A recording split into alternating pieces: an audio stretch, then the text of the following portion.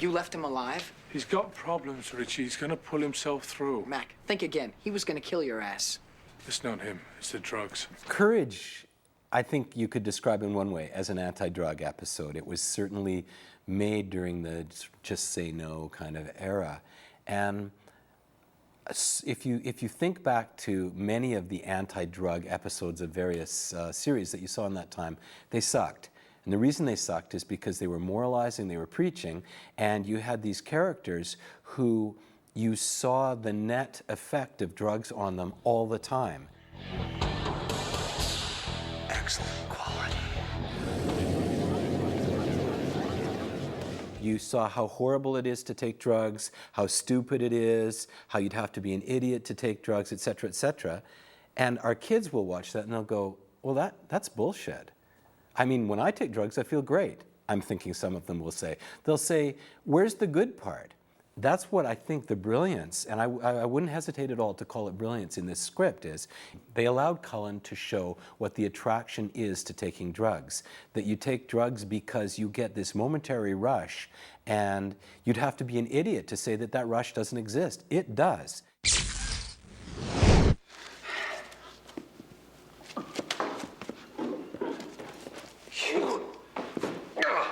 What this episode is about the consequences of that rush. And that's why I was really proud of that aspect of it, is that it didn't shy away from depicting Cullen as this incredibly positive character. I mean, I watch him when he's at his best in this episode, where he's really indulging and flying high and he's having this great sort of 80s life. And I look at it and go, wow, that looks like a lot of fun. When he's in the opium house, you just look at him and he's just flying. He's in some place that we don't get to go. Never thought it would happen, did you? Sleep the sleep of angels, McLeod. No thanks.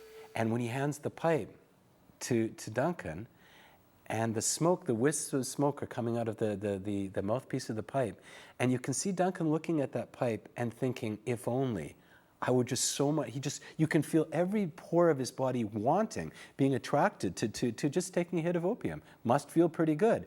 But Duncan has the sense, and our writers had the sense, to show both sides of the coin, that there are horrendous consequences. And that's what the movie is about. It's about the consequences of surrendering to that momentary gratification and what the long-term effects of that must be. So I thought it was a very effective anti-drug message.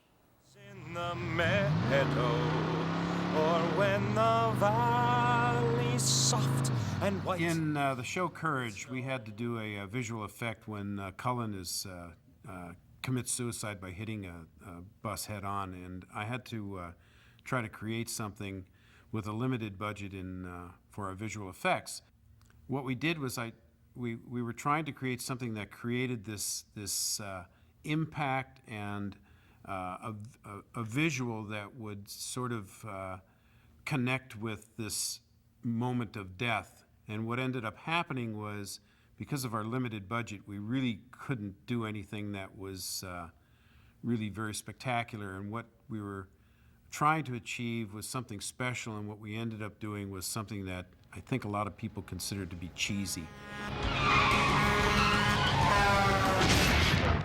But we were stuck with it, and we really couldn't do much more, and we had to live with it. And it looks like, as you've seen in the show, it looks like some kind of funny rainbow effect, but it didn't work, and I'm here to say now I'm sorry we did it. It's easier just to let go. Immortality isn't one long fencing match. What about all the times we've had, all the things we've seen? I forgot. We're the lucky ones. I'd trade it all. In a minute. Courage is a very good name for this show and for this kind of feeling. I mean, we as people who live 60, 70, 80 years have moments in our lives when we are courageous. Guys who fought in World War II, guys who fought in Korea, Vietnam, Iraq. People are courageous, but they only have to be courageous for a while. And as an immortal, you're sort of forced to be courageous forever. Put the sword down.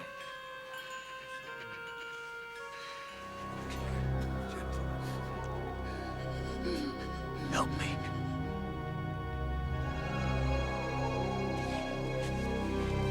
One of our favorite themes is always, how is immortality like real life, only more so? And to find a guy who just can't cope, just like the guy Patton slapped in World War II for having battle fatigue after a few months, this guy is having battle fatigue after a few hundred years, and he's gradually, at an immortal pace, starting to fall apart.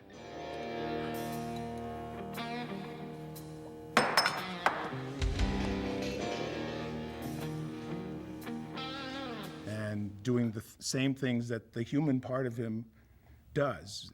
He drinks, he uses drugs, he runs away, he acts like a coward, and eventually he has to be put down like a dog. Do it. Do it!